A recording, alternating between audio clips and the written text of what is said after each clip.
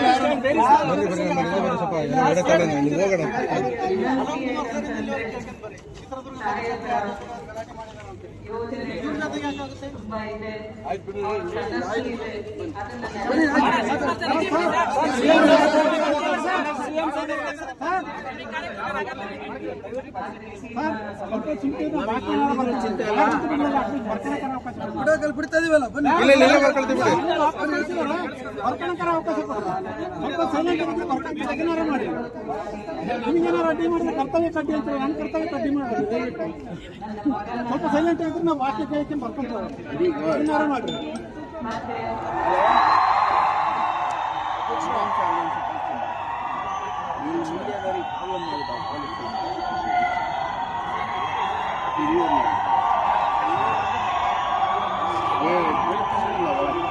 ಮುಖ್ಯಮಂತ್ರಿಗಳು, ಮಾಜಿ ಮುಖ್ಯಮಂತ್ರಿಗಳು ಹಾಗೂ ಎಲ್ಲ ಗಣ್ಯರಿಂದ ಸುಧಾಕರ್ ಸರ್ ಅವರ ಸಮಾರಂಭದ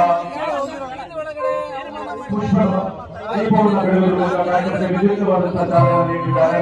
ಸುಧಾಕರ್ ಸರ್ ಅವರು ವ್ಯಕ್ತಿಯಲ್ಲ ವ್ಯಕ್ತಿತ್ವ, ಸಾಮಾಜಿಕವಾದ ಹೊಣೆಗಾರಿಕೆಗೆ ಮತ್ತೊಂದು ಹೆಸರು ಹೊಂದಿರುತ್ತಾರೆ. ಸುಧಾಕರ್ ಸರ್ ಅವರು ಅವರ ನುಡಿನಮನ ಸಮಾರಂಭದ ವಿಶೇಷವಾದಂತಹ ಚಾಲನೆ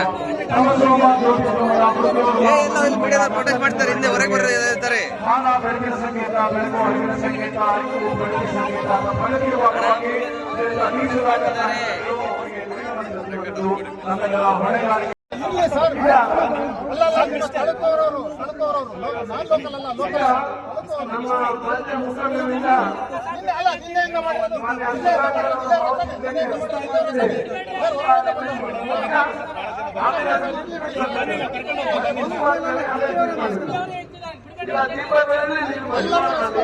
ಮುಖ್ಯಮಂತ್ರಿಗಳು ಪುಷ್ಪಾಂಜಲಿ ಮೊದಲು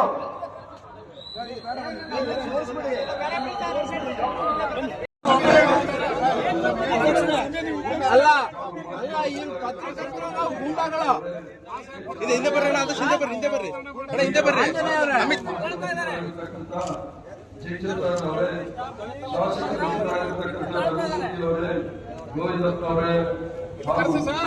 ಆಕ್ಷನ್ ತಗೊಂಡ್ರೆ ಹಿಂಗೆ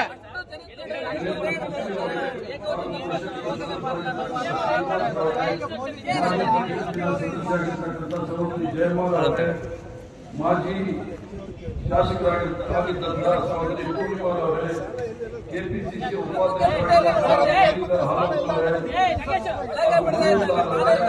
ತಿಪ್ಪೇಸ್ವಾಮಿ ಅವರೇ, ಜಿಲ್ಲಾ ಕಾಂಗ್ರೆಸ್ ಜಿಲ್ಲಾ ಪರಿಷತ್ ಮತ್ತು ತಾಲೂಕು ಸಮಿತಿಯ ಸದಸ್ಯರೇ ಹಾಗೂ ಸುಧಾಕರ್ ಅವರ ಅವರ ಧರ್ಮಪತ್ನಿ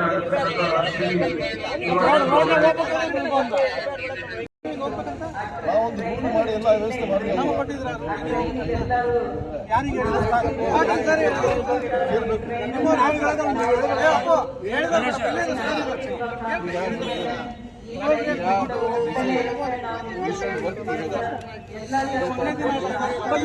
ಸಪೋರ್ಟಿಂಗ್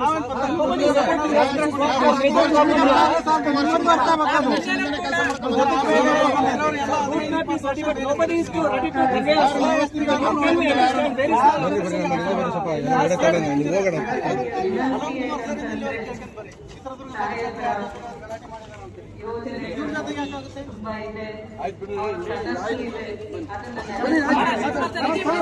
There is